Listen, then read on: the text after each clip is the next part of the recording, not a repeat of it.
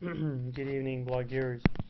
Tonight we'll continue talking about practical wisdom and in conjunction with some of the theories about some newly developed theories we've come up with on written and unwritten information, which we've discussed, and I want to get into that more in today's post. But to start out with, and again, this will be a post where there'll be quotes on the post, but I won't really discuss them much in the actual video post. So, but they're there for everyone to look at. So today we'll start out with the basic proposition that the mind in general has two huge goals over human life that it has to satisfy. The first goal is basic survival and what I would call ordinary desire satisfaction, ordinary desires that everyone has, and ordinary basic survival needs that everyone has. These are sort of basic things that the mind, I think, has to do. And in addition to that, the other huge goal is human perfection, which consists of intellectual perfection, interpersonal perfection, aesthetic perfection, moral perfection, and work perfection. Probably some others as well, but those are, I think, the main ones. Now, with respect to both goals here, the mind can issue commands literally by firing off neurons to satisfy both goals.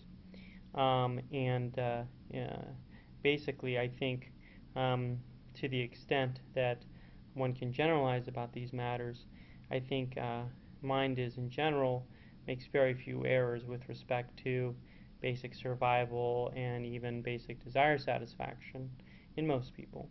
But it's rather error prone with respect to the second dominant goal, which is perfection. Now, the mind,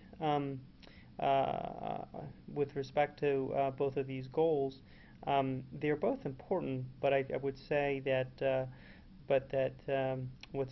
both important. Obviously, you can't even reach perfection without survival, and you can't without satisfying your basic desires. You would be either bored or depressed or whatever, and so both of those are important. But I think perfection is more likely to produce what I would say enduring or lasting self-esteem, happiness, and flourishing, a flourishing life. But that doesn't mean that basic survival and ordinary desire satisfaction are not important as well. Now, for basic survival, I would say the mind does most of its work automatically with very little deliberation. Activities of walking, breathing, drinking, and eating, the mind has basically done this so many times in terms of firing the right neurons off that it can do it pretty effortlessly. It does this with the aid of perfect, what I would call errorless, unwritten information that the mind is receiving through unwritten reality. But all of this is happening pretty much automatically most of the time without very many errors at all. And most people, very few people, make any errors with respect to breathing or walking or drinking a glass of water or eating. Those are just not activities that are riddled with errors.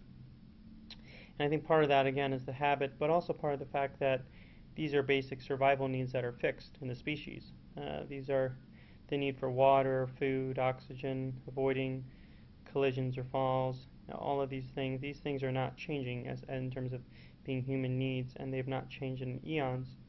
And with respect to that, human DNA is in fact little change over the past 3,000 years. So these basic survival needs are largely fixed, largely results of habit, and therefore very unlikely to produce much error in most people. Now, with respect to species perfection or human perfection, I would argue that this is unique for each person. And not only is it unique for each person, but it changes as one matures over a human life, as the environment of life changes, as the facts and circumstances of life changes. There is no one size fits all for human perfection. There is no laundry list of daily activities that someone could just read off or print off somewhere to achieve human perfection.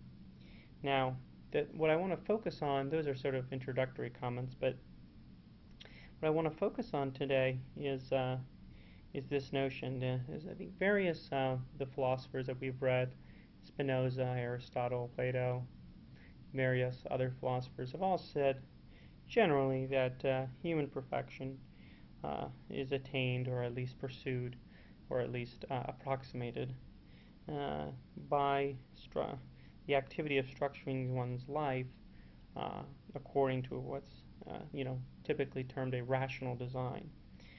And the statement is I think the more I think about it, the statement is rather vague, and it's vague enough that it becomes almost pure form, pure verbal form without much substance, helpful substance. The question that matters is, what does rational design actually mean in terms of a human life? What does it mean to attain a rational design in one's life? What does it mean to have a rational design that sort of structures and guides everything you do? And how is it that what is the best way to go about, uh, even though everyone's particular facts and circumstances may change, what's the best way to go about creating such a rational design? And on that point, I think the philosophers have been a little bit silent. So it's the question I want to focus on today. But I think in general, what we can at least minimally say is what it minimally means to have a rational design in your life is that you don't make the most important decisions of your life based on solely on pure impulse or hunch or some sort of feeling you have. These things can all easily be mind-made nothings. These can be mind-made conceptions that have no real corresponding match in reality, and that's a problem because life is lived in reality. So, because of that, so we automatically know that for important life decisions, mere impulse, mere feeling, mere hunches are not sufficient. These can be the start of important life decisions. You can start with these things, but you can't end with them. You can't end the justification for why you're doing something with these things.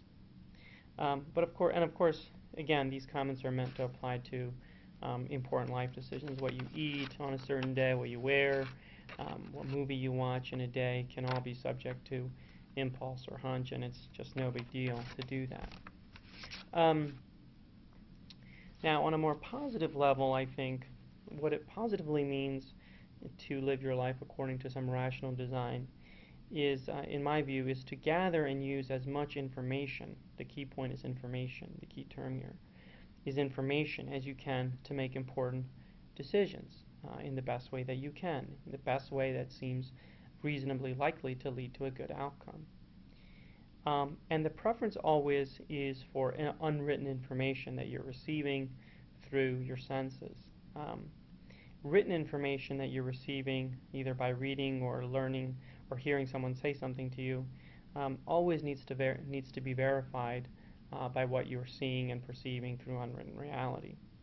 And the unwritten information you're receiving is always perfect. There's no error within the processes or in what you're perceiving, because the unwritten processes that are generating this unwritten reality does not have any intent, has no consciousness such that it would ever have any intent to deceive anybody. It just unwritten reality is not thinking, so therefore it's just sort of automatically producing this information in its pure perfected form, which can be considered information.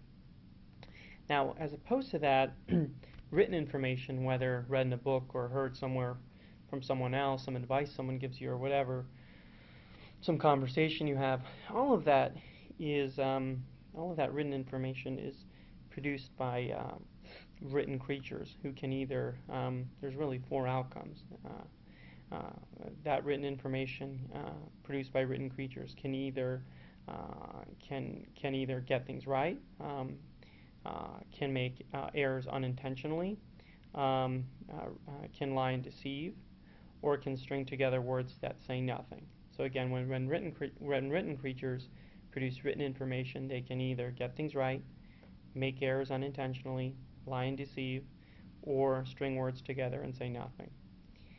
Three-fourths of this, three-fourths of what we've just went through, is not information and therefore not really useful for life, and not useful at least for making important life decisions. Maybe useful for life in terms of a joke can be no information, but it can be useful for life in that it provides humor. But for important life decisions, three-fourths of the written information that three-fourths of the categories of written information are not useful. The only category that's useful is actually when written creatures get things right. Um, and so, to summarize again, the written can produce either uh, information, no information, or disinformation, whereas the unwritten produces only in true, pure, perfected information. Um, and I think a lot of this has been very conceptual, so I want to, probably overly conceptual, so I want to summarize a lot of this through an example. Let's say you're applying for a job based on some description on a firm website or some internet website. And there's a lot of language in this description about a collegial work environment, exciting and challenging work, uh, work-life balance, all the typical things one sees in these job descriptions, exciting, great pay and benefits, and all of that stuff. Being a part of a great team. And you read all that and you get excited, and so you apply for the job and you're interviewed, you're brought in for an interview. Now, once you step into the work environment there, from that very second, you're receiving pure, perfected, unwritten information. Everything you're seeing, everything you're hearing, everything you're observing, all the little things that you're seeing, provided you're paying attention, provided you're focused on it. But you're going to be receiving a lot of unwritten information the second you walk in that door. And none of this, again, is written. There's no memo anywhere where you're reading all of this. You're just walking in and observing things. And once you do that, you start seeing people that are stressed. You see people that are bored. You see people that are engaging in very little dialogue. The office doors are closed. People seem to be working around the clock. They look exhausted. They've got rings under their eyes. And none of this seems consistent with what you read. Um, and but all of this is unwritten information that you're receiving um, through the unwritten reality processes that are operating without error. Photons are hitting your eyes, sound waves are hitting your ears, and all of this is done without any intent from the unwritten reality to deceive you. You're just sitting there or standing there and observing all of this. And what also should be emphasized here is, as you're standing there, you also don't see, let's say, anyone that looks happy, or you don't see anyone that looks like they're in a pleasant mood. And this is sort of a lack of an observation. But this is, I would argue, is also unwritten information. The lack of, you're not seeing, um, there's something that's not there. There's something that's not there that should be there had the description been true as to the job. You would expect to see happy people. You would expect to see people in a pleasant mood. But yet, the unwritten reality processes are not generating any information of that sort. You're not seeing anyone that's happy. You're not seeing anyone that looks pleasant. No photons are hitting your eyes or sound waves are hitting your ears that would be consistent with that observation. So there is a lack of unwritten information that would corroborate that description, and that is itself, I would say, unwritten information. So I guess that example sort of brings out some of the conceptual, but I want to go even deeper into the example. Now, let's say you get this job, um, and you have no other offers. What are you gonna do? Well, if you really do need to work, you may just take the job. But I think you should go in with an open mind at this point. Maybe things were off that day. Maybe there was some emergency, some one-off thing. And again, so you should remain open to the new unwritten information that will be produced the second you start your first day of work. And again, continuously, moment to moment, second to second, there's going to be constant unwritten information perfect unwritten information produced that you can continue to use, continue to analyze, continue to digest, continue to incorporate into your conceptions of your evaluations of this job and the work environment. And it's not going to stop. The unwritten processes are never stopping from producing information. So you can continue to observe things as you start your job. And you may receive different information, and you may start to see people that look happy, and you may start to see people that look engaged, and people that are communicating, and doors to offices that are open. So you may get a different information. If you don't, then I think your best plan is probably to try to leave that job. That's pretty obvious. Now let's go with a third example here. What if you visit, and what if you in your interview everything looks good, the work environment looks just as if it was in the job description, but then when you start, things are very different, and then you start seeing again the doors closed, people unhappy, very little discussion, very little excitement in the work. Everyone's sort of going through the motions. Did you make an error when you took this job after your interview? I would argue you didn't. You made the best decision you could at the time based on all of the information you were receiving, and once you started, the information changed. You got different information, so you would need to then again adjust your behavior accordingly, adjust your evaluations accordingly, look for ways to perhaps improve the job or leave. So I think in these three examples we see that at least in this example, but I think you can probably use this example for almost any important life decision that you make. You can certainly start with unwritten information as to any decision you're going to make. Try to talk to people or read in books or whatever the best way to make a certain important life decision. But whatever you learn and whatever you read and whatever sort of you gather up through that process, you need to then go and you need to trust the unwritten information you're going to receive as while you're trying to confirm that written information, while you're trying to see how much truth there actually is, and while you're trying to determine whether that written information you received is in that 1/4 category of pure information, truthful information, or whether it's in the 3/4 category of no information, disinformation, or intentional or unintentional falsehoods. And once you do that, and once you get better at that, I think you will start to, in this way, I think you can say that you're living a rational design because you're not making decisions at this point based on hunches or impulses, but you're making it based on information and as much information as you can gather. You're never going to get all of it, but you can have much more than zero, and certainly increase your chances, I would say, of making good decisions. So from all of this, I would say rational design in terms of a life that's, whether you want to call it flourishing or perfected or whatever, but rational design becomes sort of equivalent to sort of a dispositional state. And I want to stress that word, dispositional state, where you're sort of dispositional state toward total reality, whereby you are always receiving and you're in a position to receive and you're attentive and you want to receive and you are focused on receiving as much information as you can relative to any important life decision. You can always start with written information, but once you reach the unwritten, the ultimate test has to be the verification by the unwritten, and you need to be as focused and you need to be as attentive as possible so that you can receive as much of that information and use it in the best manner you can. And so I think with that I'm going to end today's post.